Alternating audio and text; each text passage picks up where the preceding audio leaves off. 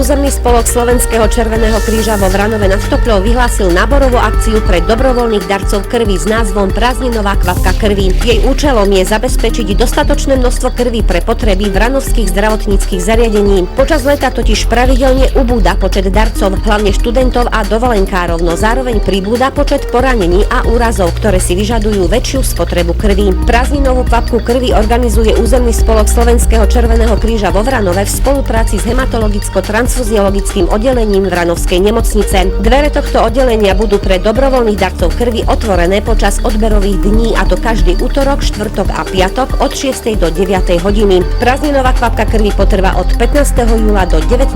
augusta. Každý, kto v tomto termíne daruje krv, bude zaradený do žrebovania o pekné ceny.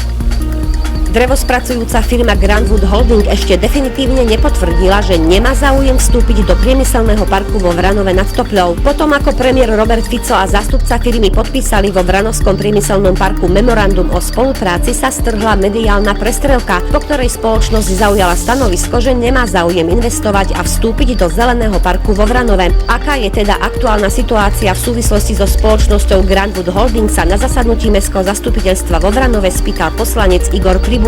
Odpoveď primátora mesta znela, že ústne rokovania s touto spoločnosťou stále prebiehajú a podľa nich má táto firma záujem o vstup do parku Ferovo. Žiadne písomné a oficiálne stanovisko mesto zatiaľ nedostalo. Nádej na príchod tejto firmy a vytvorenie 390 pracovných miest vraj stále je. 19.